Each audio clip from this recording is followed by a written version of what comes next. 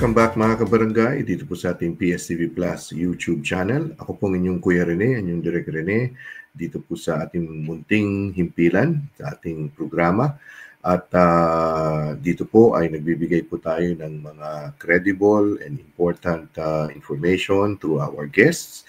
At dito po ay nais po natin ay magkaroon ng magandang yung kinabukasan ang ating mga sarili, ang ating kabuhayan, kalusugan, at special focus din po tayo sa mga guro dahil ako po ay isang guro. No?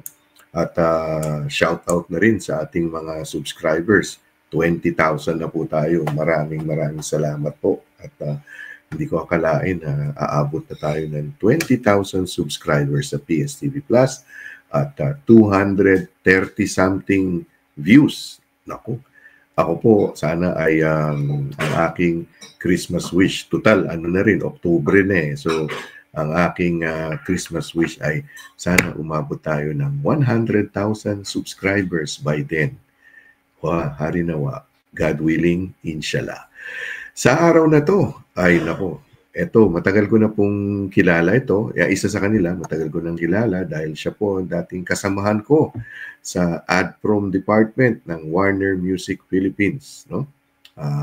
Kung saan kami ay ang aming trabaho ay itulak ang mga foreign and local artists. Itong ating kasama ay nakalimutan ko na, senior moments na ako. Hindi ko alam kung radyo ba yung sa kanya o sa TV ba.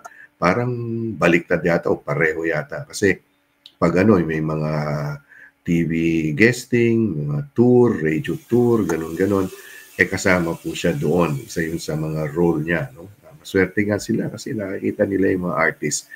Ngayon po, ito po ang ating mga kapanayam. Siya po ay graduate ng University of the East in the Philippines, the Philippines University of the East sa Philippines. Parang gano'n. Si Connie. Hi Connie, magandang araw, magandang gabi Connie. Hello po sir, kamusta? Mabuti. Long time no see. At ganun ka pa rin, parang mabeauty pa rin ng Siyempre. Yan po si Connie. Sir, Radio TV, di ba? Yun, oo. So your assignment was to go with the artist for radio and TV, no? At syempre kasama niya ang kanyang butihing asawa, si Rebo. Hi Rebo, kumusta Rebo? Hello po, magandang gabi po. Magandang gabi po. Yeah, okay, good evening. At sila po ay nasa, saan part nga kayo sa Thailand? Bangkok po mismo, Bangkok. Bangkok mismo. Ako nagkamali ako kasi akala ko 5 hours ahead kami. Yung pala sa Pilipinas, 5 kami. Siyempre, gumalaw na ng 6 hours na sa Thailand. Kaya muntik na hindi matuloy. Kasi sabi ko, inaantok na ako. Parang gano'n. Sina Rebo tsaka si Connie, it takes you like 30 minutes to travel from kung saan kayo nagtuturo to your house. Parang gano'n. 30 minutes. At maulan pa ngayon. Mabilis lang po pag hindi ako nagda-drive, meron tinatawag ito yung motor taxi, yung parang angkas sa Philippines. Mabilis lang. Pero kasi maulan today ang hirap mag-book. Tapos siya, nag-walk lang siya from the school to the SkyTrain station. Yung tinatawag na BTS. 15 minutes lang supposedly. Kala minsan, pag so magkaiba yung tinuturuan nyo, magkaibang school? Siya po sa malaking international school. Ako sa maliit lang na preschool. Preschool, international school din. Okay. How long have you... Early years international. How long have you been teaching dyan sa Thailand, sa Bangkok? Wala po nag-teaching ako. 25 years na. 20 years. 20 years. You must have loved the place. No? Parang mula nung after Warner, Connie, nagbakasyon lang po ako, di ba, sir? Nagbakasyon lang ako, sinamahan ko lang yung mommy ko.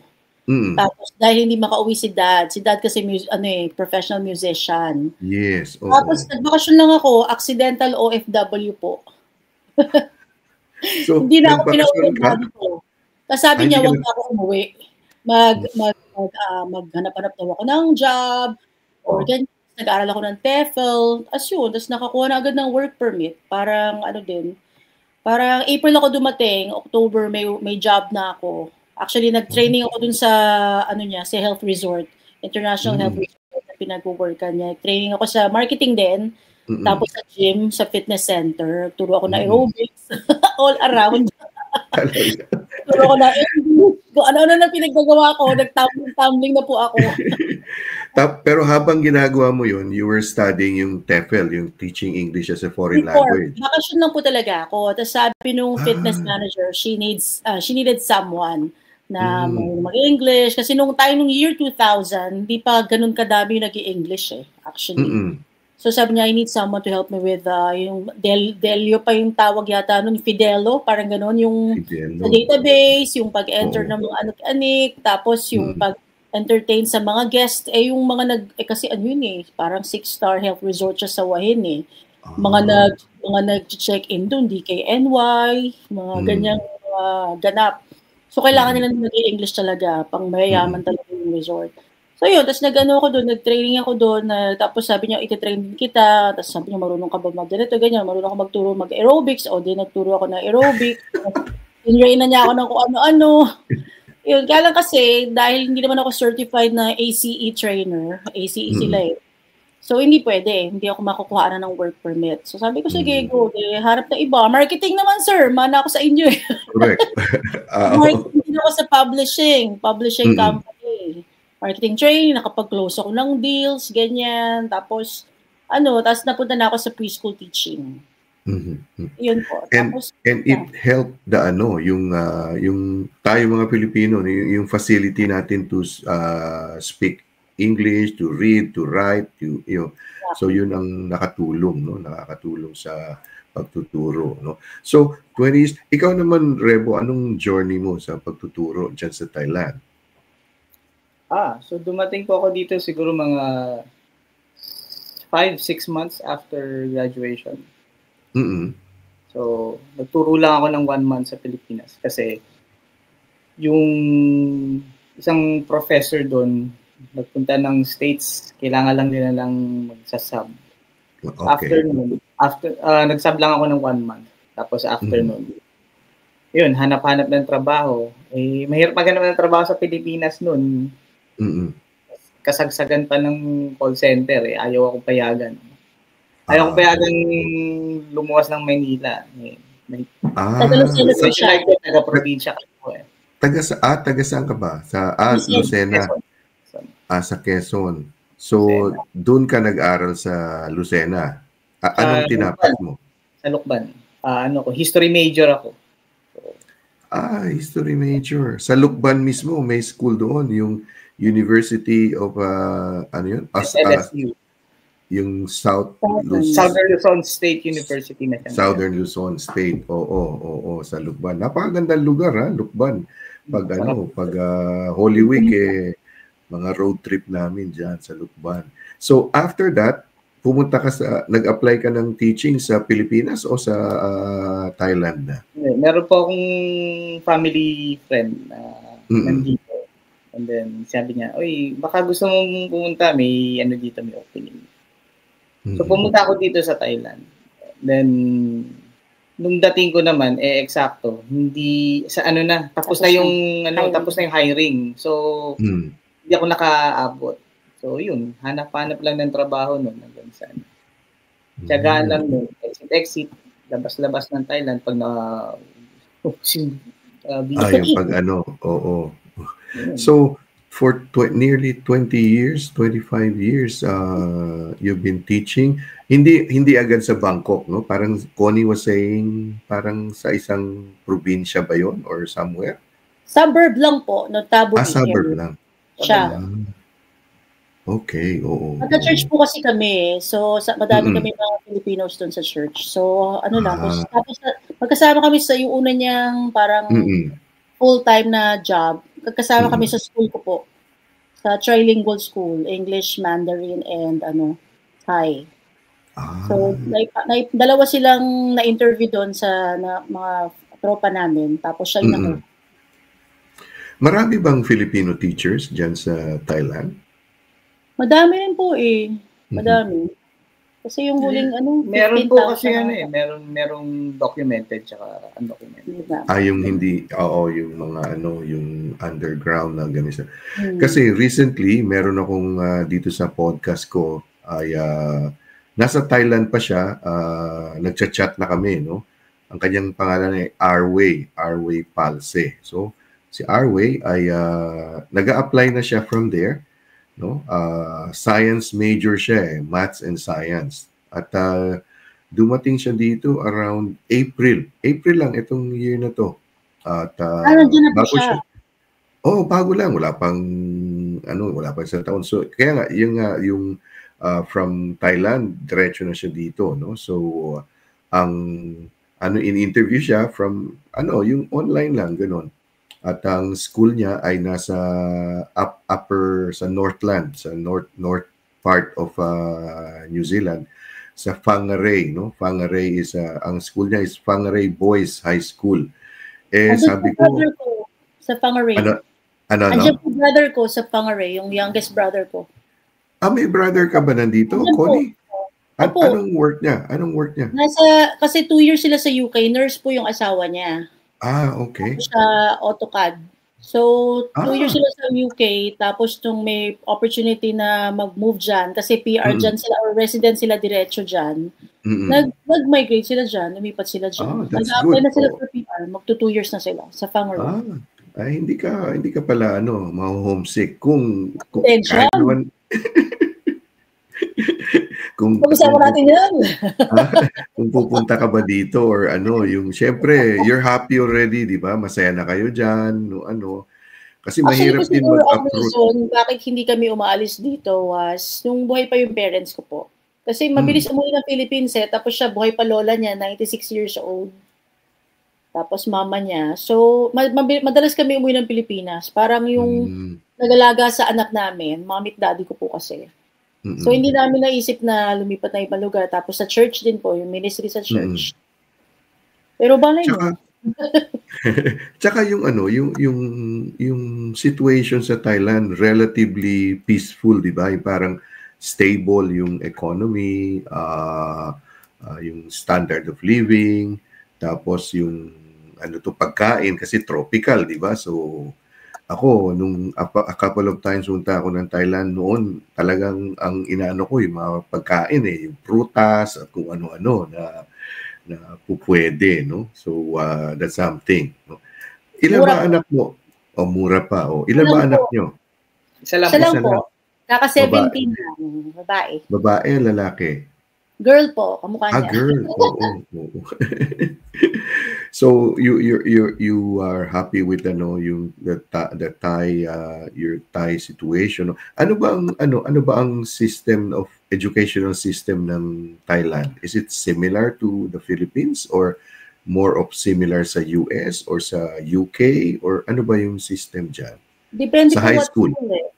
Pagka po nasa Thai school kayo, you have to follow the Thai system. Nagturo na rin naman kami sa Thai school before, but mostly bilingual. May sarili silang books, may sarili kasi yung language nila, di ba po? So, mas pagka Thai talaga is talagang mag-aaral sila ng Thai, syempre. Tapos yung Buddhism, tapos yung mga practices, ganyan. Tapos pag napunta ka na sa bilingual naman, English program, tsaka Thai program, pag pinag-merge nila yun, so marami silang aralin, yung mga okay. Pag kami po sa IS, like ako sa early years, ang na-follow namin is EYFS, early years foundation stage from the UK, with play-based learning with Reggio Emilia inspired approach po, Montessori approach. Sa kanila, anong curriculum? Sa high school, paano Rebo sa high school? Sa akin po kasi so IS. So, British curriculum. British. Oo. So, marami rin. Yeah, go ahead. So, sa amin is British curriculum. And then, marami ring other curriculums. May IB, merong US,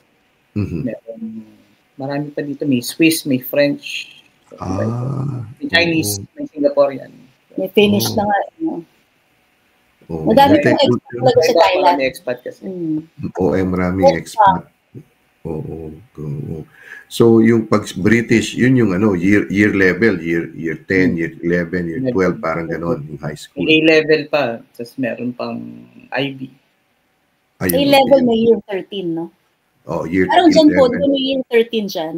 Yes, ang year 13 yung pinaka-senior, yung graduating na yon, no? So, ang high school dito nag-umpisa ng year 9, 9, 10, 11, 12, 13. So, 5 taon sila nasa high school. Pero meron na rin ditong IB, yung International Baccalaureate, no? Yung IB, Cambridge, meron na rin dito na ano. So, yung ano, yung si Rebo kasi, no? Rebo, actually, ang tunay niyang pangalan ay Revolution, right? Tama ba? Rebo po, Rebo din po. Rebo. Rebo rin. Oo, kasi Revolusyong Demokratiko. kasi ang isang nakilala kong Rebo din ang kanyang, ano parang shortened name is si Attorney Rebo Sagisag, no? Siya yung Secretary General yata ng UAAP, parang ganon, nung pumunta sila dito nung football ng ano, yung World Cup na pumunta yung ating Philippine team. So, nakikita ko kayo, ano, mahilig kayo sa sports eh. Badminton ang nakikita ko eh. Badminton ba yun? Pickleball. Pickleball, oh, yung bago yung pickle. Ano ba yung pickleball na yan? Ano ba yan? Explain ng konti yung laro na yan. Para siyang ano, shortened parang version tennis. ng tennis. May specific rules din. And then, pwede rin siyang parang siyang mix ng, kung may background ka sa tennis or sa table tennis or sa badminton, madali siya laruin. Mas magaan lang yung paddle. Tsaka yung bola niya isa na lang. Magaan yung bola. Pero yung haba ng field ay yung playing area, mas maliit siya sa tennis. Mas maliit sa tennis. Sa badminton court. How often do you do yung pickleball kayong dalawa? Meron po kaming Tuesday group. Tuesday night. Tapos meron siyang Wednesday. Minsan Friday. Either Wednesday or Friday. Tapos may Saturday kami. So itong group, hindi lang itong mga Pilipino, iba-ibang lahi ito. Iba-iba rin po. Mas marami po yung Filipinos, yung mga kasama namin sa church. Shout out. May foreigners din po na nagla. May time may foreigners. Siya, yung Wednesday group niya, puro foreigners. Ano ba yung close?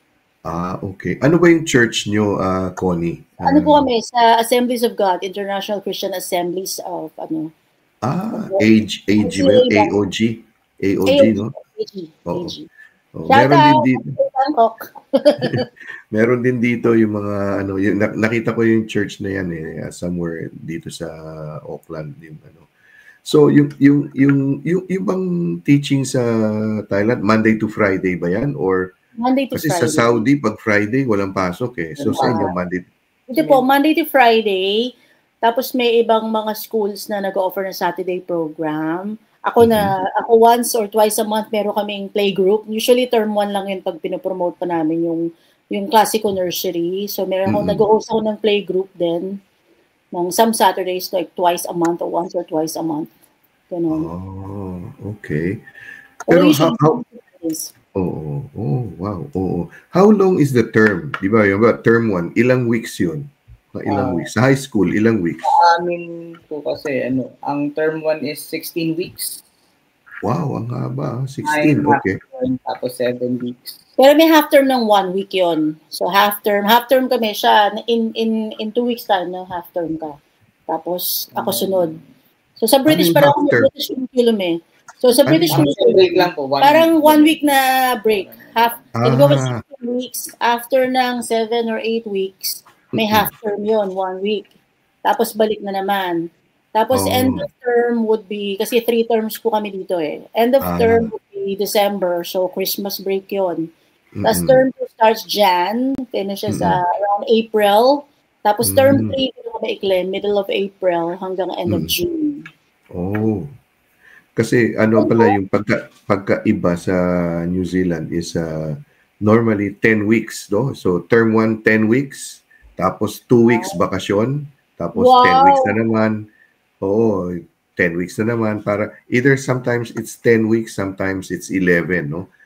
Pero kung i-average mo siya, parang 40 weeks, parang 4 times, kasi 4 quarters so 40. But every time may break, may 2 weeks break ang teachers tsaka mga estudyante.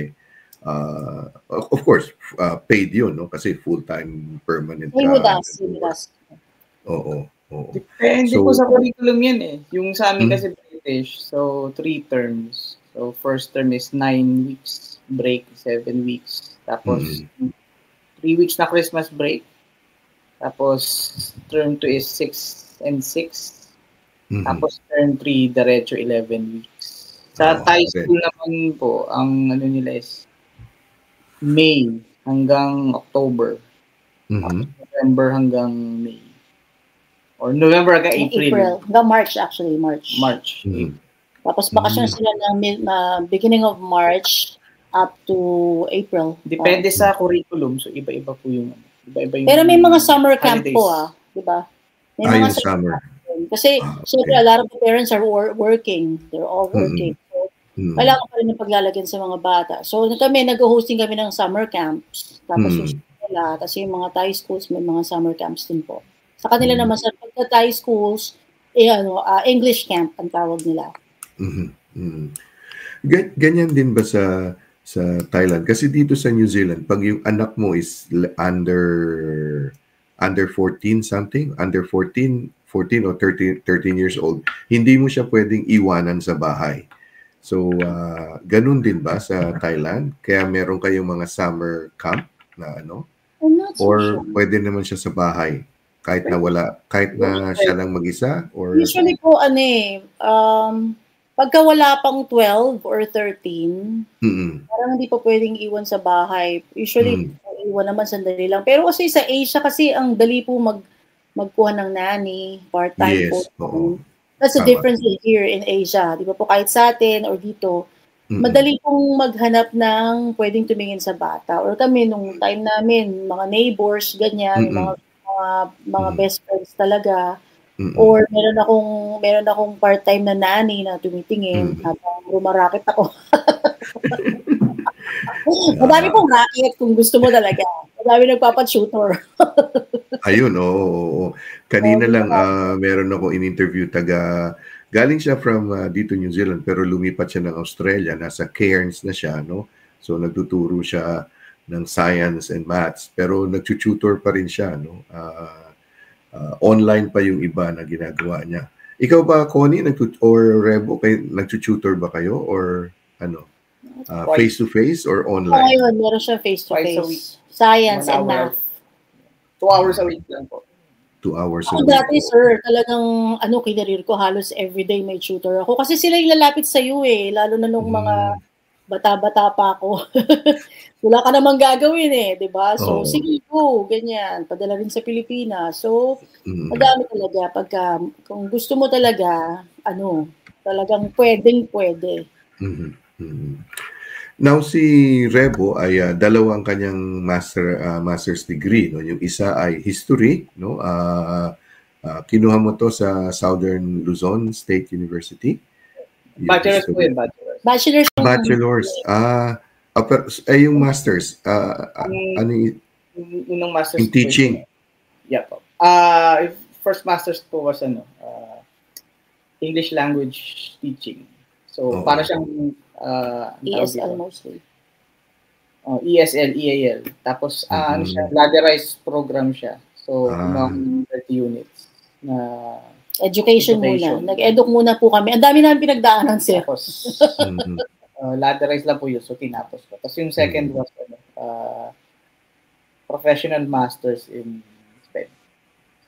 In SPED, oo. So, ginagawa nyo yan nung habang nasa Thailand kayo, you were enrolled in courses na dati po kasi, sir, madali kumuha ng work permit dito, tsaka teaching license. Dati hindi naman required. Nung time namin, nag-start siya parang year 2000. Buntis ako noon nung nag-require na kailangan merong units of education units, ang mga hindi edu graduate. So, nung time na yun, nung naitayo yung sa St. Robert's International, sila yung nagdala ng schools from the Philippines para makapag-aral yung mga nandito na matatagal na Filipinos na walang teaching license sa ano. Nag-require na kasi nag-iba na yung mga requirements. So 30 units, nag-offer sila ng 30 units, that's a year, 1 year. So nauna siya, puntis ako noon, batch 1, tapos ako batch 3. Ang dami na pinag-aaral, sir. Nag-aaral kami ng 30 units ng education. Tapos, nag-aaral ako ng masters. Tapos siya, nag-aaral siya ng 2 pang masters. Tapos, nag-let kami, sir. Nag-let kami noong 2002. No, 2002.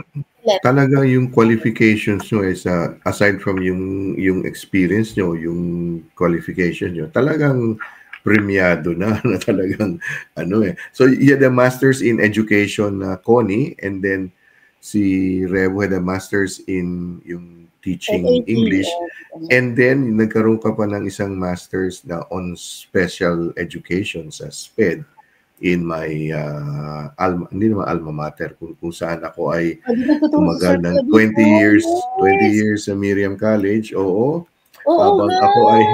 Habang nagtatrabaho ako sa Warner, pag Sabado ay nandun ako sa eskwelahan. Di ba, sir, racket? Oo. Kuratsa. At yung napakagandang campus, of course, and then the quality of the education is, so congratulations. You finished it last year, Rebo, no? Nagagamit mo siya, yung SPED, yung special ed in your teaching now? Ano po ako ngayon sa learning support sa IES. So may experience ka sa learning support. Oh, wow. Naku. 20 years. Yan eh.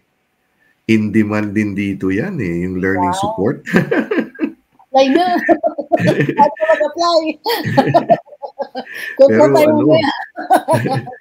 Pero parang masaya na kayo dyan eh. Kasi syempre masaya naman dito, pero we also have our problems, no? May problema din naman sa New Zealand. Pero ako naman, pag ako tinatanong, sabi ko, I'd rather have the problems of New Zealand rather than the problems of the Philippines. Parang gano'n. Ay, nako. Lalo na ngayon. Grabe. Hindi, tsaka mataas ang tax dito. Yung tax rate is, I think, 33 something. Pero nakikita mo kung saan napupunta. Hindi kagaya sa atin, hindi mo nakikita. Hindi, alam mo, nakikita mo. Dumaan yun. Hindi ako pala pinapabili ng Prada. Kaya nga, nakikita mo siya, dumaan yung SUV, nakita mo pinost niya yung bag niya, nag-travel siya. Yun, nakita mo yung tax mo. Pero kumain ng dinner, 750-something thousand. Oo nga eh. So, naku, talagang, ewan ko lang.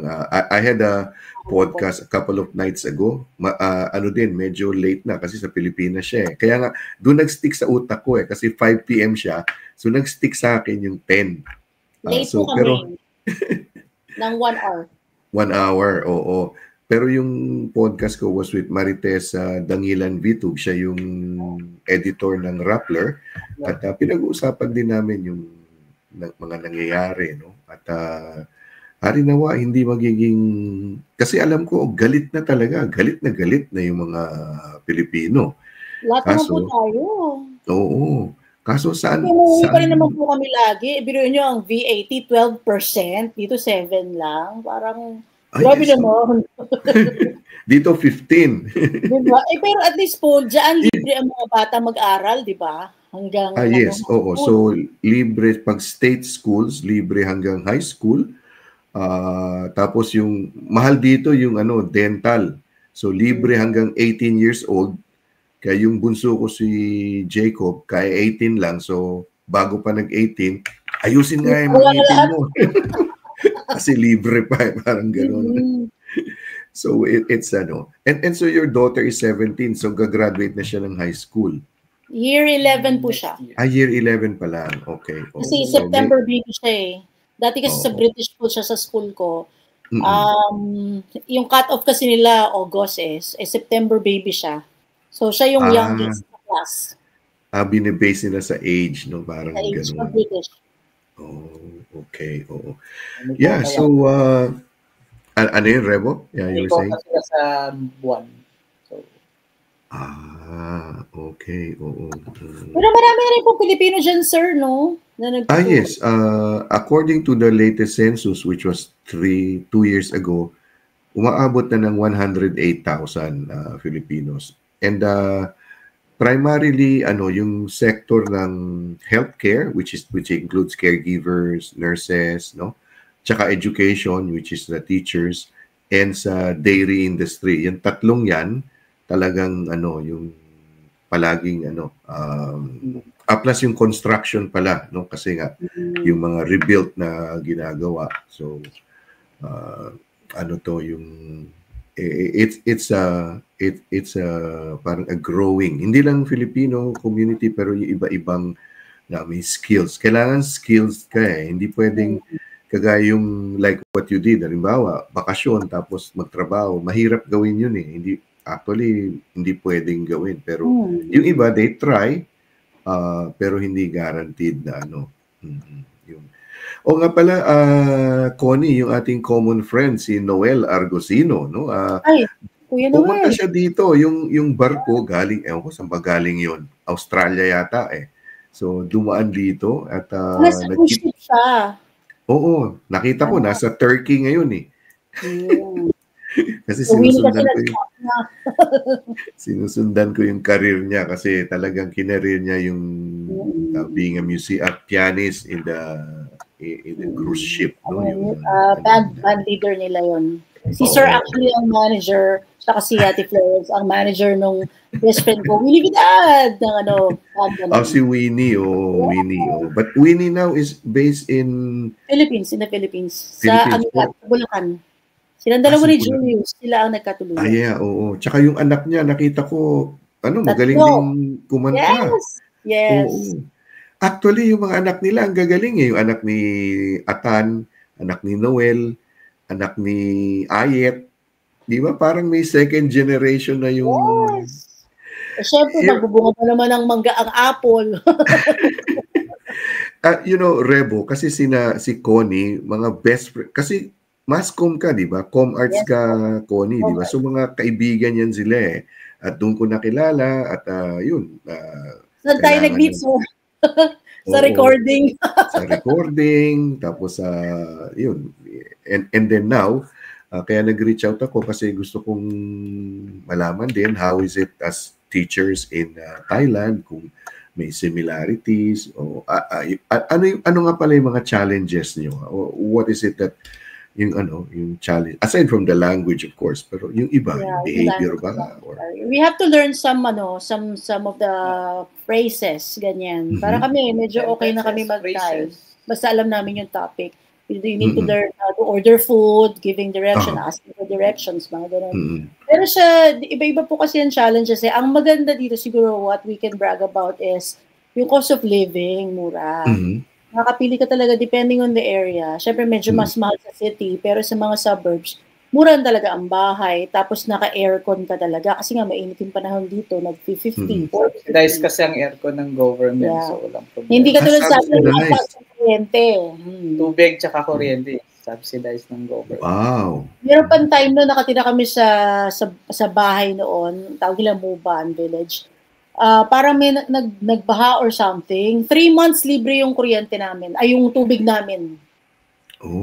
Tapos ang kuryente, mura lang talaga siya. Tsaka ako, based on sa mga nababasa ko, yung dating king, I don't know about ngayon, pero yung dating king, parang gusto niya talagang maging self-sufficient ang mga Thais sa pagkain. Diba? He has this passion for agriculture. Ganun. Oo. Tapos siguro bloomer sila, sir. Kasi tayo sa Asia, Philippines na pinakamaaga nagkaroon ng SkyTrain, di ba? LRT. So parang una tayo, early bird tayo. Dito, late bloomer sila dito. Late na sila nagkaroon ng mga Skyway, mga late 90s na, mid-90s na ata sila nag-start mag-develop talaga ng mga ganun I see. So naaral talaga nila. Dito rin po kami natutong mag-drive kaso kabila. Parang kapareho sa inyo. Sa right side. Oo. So, yung minsan nagkakamali ako kahit, hindi na masyado. Dati, nagkakamali pa rin ako kung magmamaneho, pupunta ako sa kabilang side. Kami po, pag umuwi, nahirapan ako tumawid. Kasi baliktad yung kali. Takot ako tumawid. Oo nga. You have to get used to yung gano'n. Pero challenges sa eskwelahan, sa mga bata, ano ang challenges nyo? Siguro, sir, sa tanda namin. Nalagpasan namin. Wala siguro. Mga bata-bata tayo, no? Walang behavioral or something, parang ganun. Pagka nasa Thai program ka, makukulit talaga. Typical na bata. Kasi po, ang pagtuturo kailangan nasa heart eh. Kailangan may love talaga. You need to have this love for teaching. Kasi pag wala talagang, baka batukan mo eh. Hindi pwede sa dyan, ano? Physical, hindi pwede. Ang meron naman po yung mga makalumang pero local lang. Nananakit talaga, namamalo sa kamay, pinapalo sila sa kamay. Mga teacher ngayon may mga mahabang... May mahaba silang ruler, pipila sila, tapaluin sila isa-isa sa kamay, ganun. Talaga? Parang yung mga sinauna sa atin, di ba? Parang... Nagturo din po kasi kami sa ganun yung local time. Ganyan. Pero ngayon talagang hindi mo pwedeng hawakan ng bata. Picture nga, hindi mo pwedeng i-post, yung ganyan. Pag kami nagpo-post ako, nag-evolve na yung pero they give high regard to teachers kasi yung mga matataas ang tawag adjan pag nasa high school ka or not high school hanggang college ang tawag sa iyo adjan. Ang spelling is adjan. Parang very high kaya pag teachers day talaga nagbabaw sila ng ganyan sa iyo. Inaalaya ka ng bulaklak, lalakad sila paluhod. Tapos magwaway. Ang tawag doon magwaway talaga sila sa'yo. Ay, mag-ano na yan. Sa Lunes na yung World Teachers Day, October 6. Di ba? Yun na yun eh. I mean, depende po sa school. Depende sa school kung kailan. Pero October. Iba hindi. Yes. May last week. Sila last week. May mga chocolate siya. Iba-iba. Okay. Well, that's good to know, no? Kasi well, dito rin naman, may mga schools pa rin na they respect the teachers. Pero if you go to schools na medyo tinatawag na low decile, no? Ito yung mga mala kung sa Pilipinas, Smoky Mountain, o sa may Payatas na high school. Talagang... Paano po ang behavior dyan? Paano po ang behavior ng bata dyan? Kasi ako, from my experience sa high school, and I teach in a low decile school, is talagang i-challenge ka nila. Talagang, and they are bigger than me. Matangkad na ako, pero yung mas malalaki pa eh. Naalala ko nga si Arway, yung galing dyan sa Thailand. Si Arway siguro, parang ang liit niya eh. Siguro sinliit lang niya si GMA, parang ganon. Pero, kasi ang tinuturuan niya, boys school, tapos karamihan doon, malalaki talaga. Kaya sabi ko, how do you cope with that? Sabi niya, nasa style yan, sabing ganon. And I think depende rin sa tinuturo mo dahil she's teaching science and maths, no? So medyo sila. Core subject. Parang gano'n. Pero siguro na experience namin yung tawa sila ng tawa kasi nga foreign sa English eh. Kaya nga nag-aaral ako teaching English as a foreign language therefore.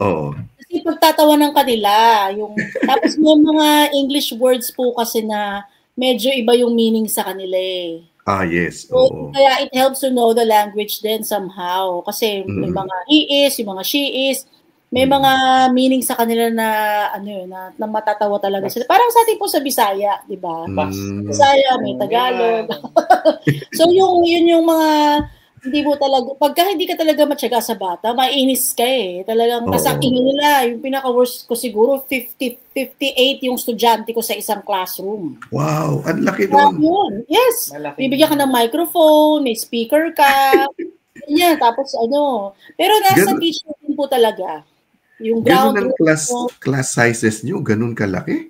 Nung araw sa Thai school. Pero ako siguro, kasi yung Thai and English program. So, nasa English program kami, may mga subjects lang kami, may mga period kami sa Thai program. Parang nililipat-lipat kami. Okay. So, may mga 58, 55. Tapos nagturo din ako sa commercial college, mga dalaga, all girls.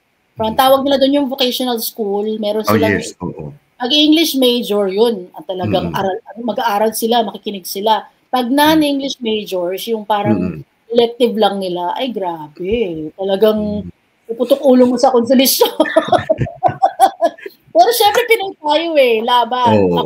So nung pag mag-e-exam, wala yung silya. Gulat na gulat sila, why? Syempre, pauso yung sa atin, di ba? Yung setting should be examination. Classroom management din po talaga. Classroom management. Yes, that's one. Classroom management. You need to make friends with them as well. Kasi minsan, magsalita ka lang ng konting time, matutuwa na sila sa'yo eh. Ma-in love na sila sa'yo eh.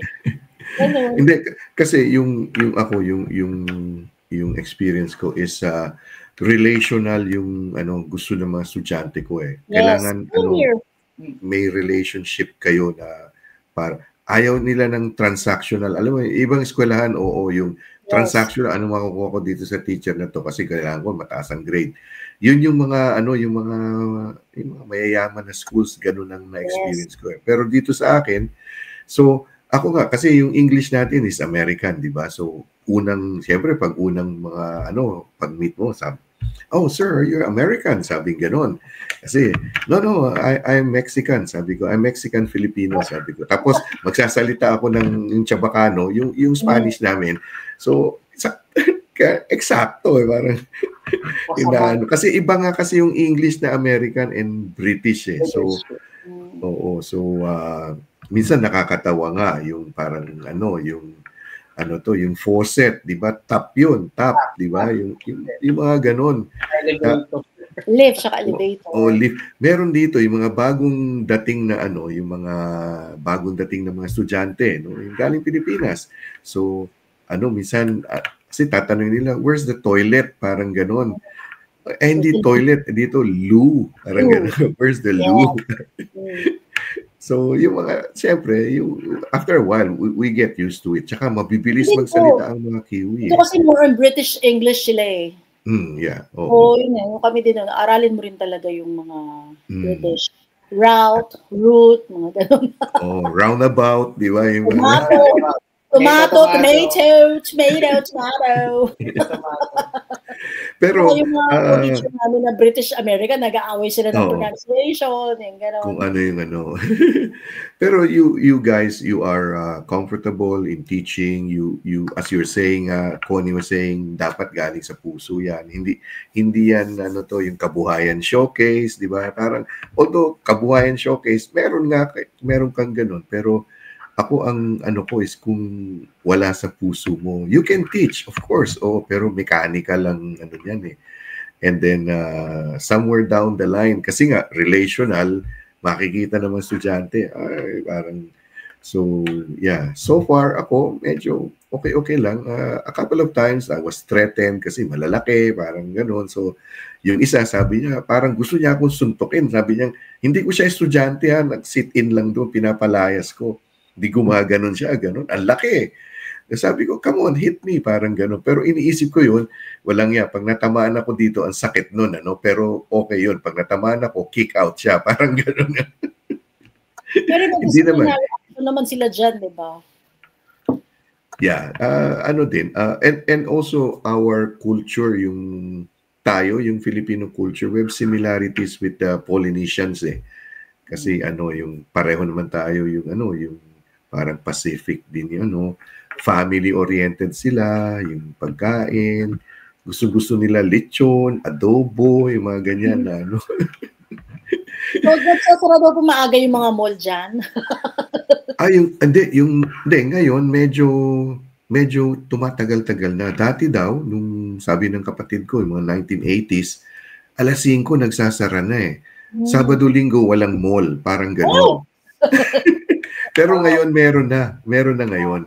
Pero lang sila, like Thursday, ang sinasabi nila late night, so umaabot sila ng 8 or 9. Pero the rest of the days, mga 6 nagsasara na yung mall eh. Parang maaga. Kasi with New Zealand, it's either you go into sports, no, or you go outdoors, yung nature. Kasi nandyan eh.